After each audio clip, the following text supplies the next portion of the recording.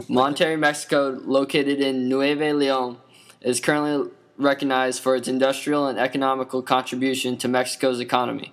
However, due to the local and international events, the economy, along with the social integrity of the city, have been drastically shaken. Presently, employment rates in the city are stagnant and declining. The recent recession of the United States economy caused the Mexican economy to plunge. However, as the economy is stirring back to life, the employment rate is still low.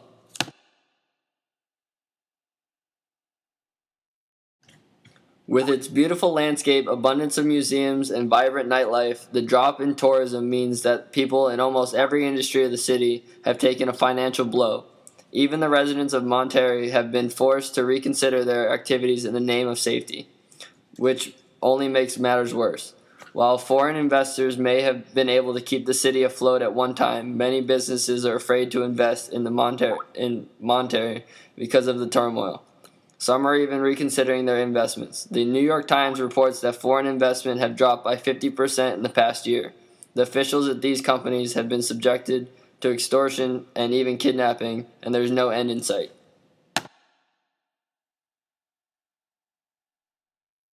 One industry that showed some promise is medical tourism. Monterrey has a healthcare system that well exceeds the national average. The new trend in the industry has people traveling from all over to get prescriptions and medical procedures at reduced rates.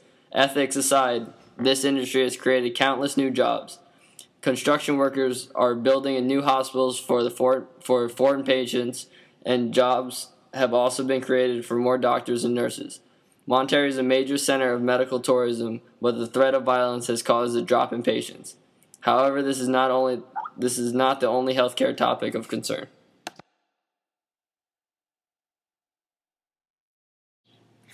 Housing and personal health are very interrelated. Those who live in sanitary, insulated, comfortable homes are most likely to stay healthy than those who do not have access to those privileges. In Monterrey especially, one's housing situation varies considerably based on one's financial means. Those who are quite wealthy are able to enjoy homes that are more comparable to the places in the United States, while those who have trouble making ends meet sometimes end up living in crumbling concrete buildings. Most people live somewhere between those two extremes, and an average home in Monterrey is made of concrete, open to the outdoors, and either shares a wall with or is very close to the next home. These conditions, while seemingly not ideal, are enough to keep most families fairly protected from the elements and thus healthy. Unfortunately, the high costs of both housing and healthcare often force people to choose between the two. Either they can pay the rent on their comfortable home or they can pay the medical bills of their sick child. This forces some families to move to poorer neighborhoods where they can afford to both have a home and pay for healthcare. These houses, though, may have broken roofs, no doors, or too many people living in them. Additionally, the drainage from the kitchen and laundry areas usually pours into a basin that is open to the sewage system, which can contribute to more health problems of the residents. But poor health is not the only concern of these neighborhoods. Crime grows quickly in rundown areas of Monterrey, and the life of crime can entice some of the families in this situation to turn to illegal activities as a source of income.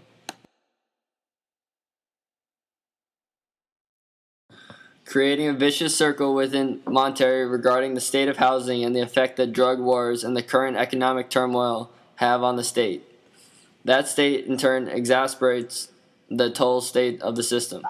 As previously stated, the disparity that exists between the housing of the rich and the poor leaves the poor with the short end of the stick and forces them to either choose between health or shelter, or in some cases, as it has become evident, to take up a life of crime. As previously stated, the drug cartel, the Zetas, are the largest criminal group that has control of the Monterrey metropolitan area.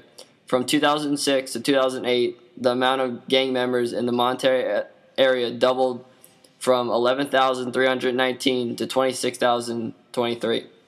The veteran gang members recruit young men from the metropolitan area as well as the outlying rural regions where the rest of the population primarily resides in shanty towns.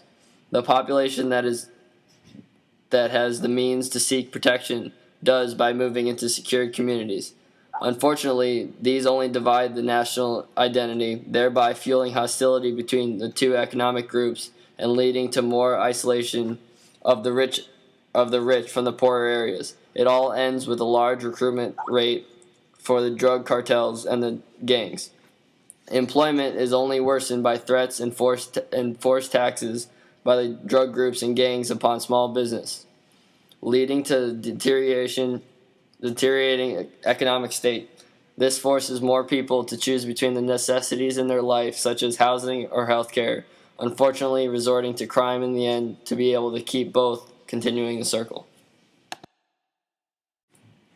Today, Monterrey is recovering from the economic turmoil, but still endures problems from the many expanding gangs and drug cartels.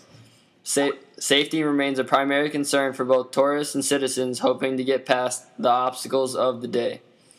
Both the young and even the members of the police force are involved in these illegal activities, leaving people to live in a world full of suspicion.